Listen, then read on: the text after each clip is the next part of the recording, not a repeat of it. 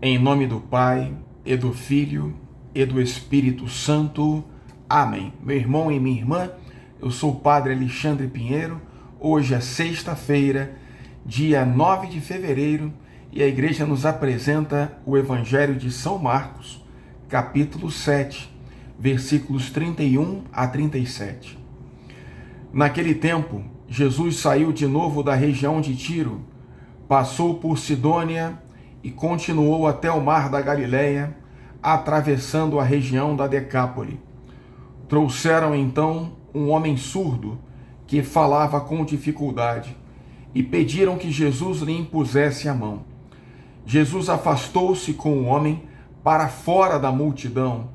Em seguida, colocou os dedos nos seus ouvidos, cuspiu e com a saliva tocou a língua dele. Olhando para o céu, suspirou e disse: Efatá, que quer dizer abre-te. Imediatamente seus ouvidos se abriram, sua língua se soltou e ele começou a falar sem dificuldade. Jesus recomendou com insistência que não contassem a ninguém, mas quanto mais ele recomendava, mais eles divulgavam. Muito impressionados, diziam: ele tem feito bem todas as coisas, aos surdos faz ouvir e aos mudos falar. Palavra da salvação, glória a vós, Senhor. Meu irmão e minha irmã, a cura do surdo-mudo é um relato que aparece apenas no Evangelho de São Marcos, e ele é um milagre bastante visual e cheio de simbolismo.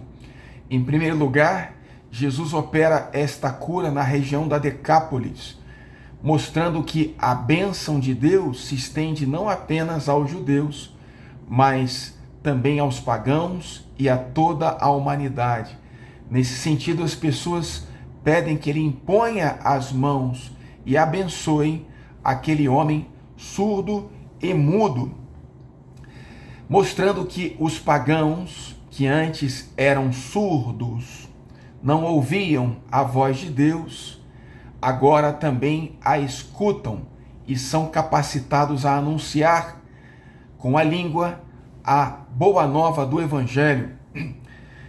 Jesus, ele fazia as suas curas, muitas das suas curas em público, mas atento às necessidades do homem surdo e mudo, ele o chama em privado, em particular, e ele opera essa cura em 7 passos, quase como que falando com o surdo-mudo numa linguagem de sinais, para que ele pudesse compreender aquilo que ele estava fazendo e lhe dizendo. Então, o primeiro passo, Jesus o toma de lado e o leva para um local em privado. Logo depois, Jesus coloca o dedo nos ouvidos daquele homem surdo-mudo. Jesus cuspiu no seu dedo e com a saliva, que os antigos acreditavam que tinha características terapêuticas de cura, com o seu dedo e a sua saliva, ele tocou na língua do homem mudo.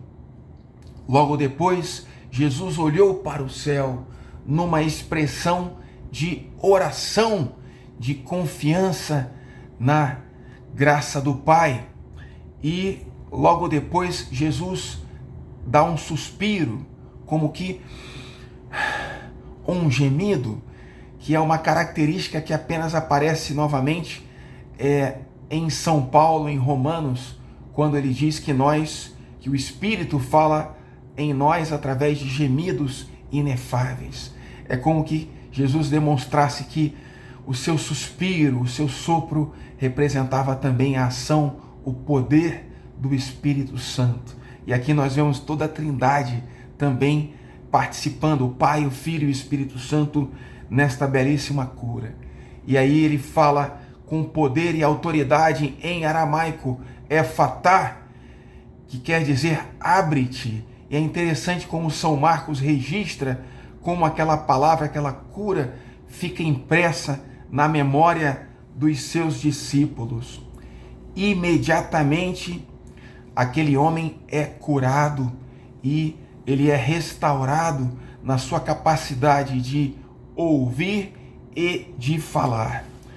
Jesus, em primeiro lugar, ele mostra que ele veio, Deus se faz homem para trazer a cura, a vida em plenitude, em abundância para a humanidade e para cada ser humano em particular, no corpo, na mente e no espírito.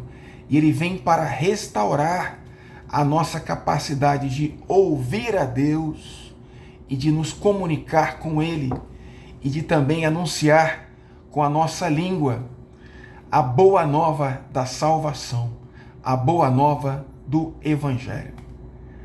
Pela intercessão de Maria, abençoe-vos o Deus Todo-Poderoso, Pai e Filho e Espírito Santo. Amém.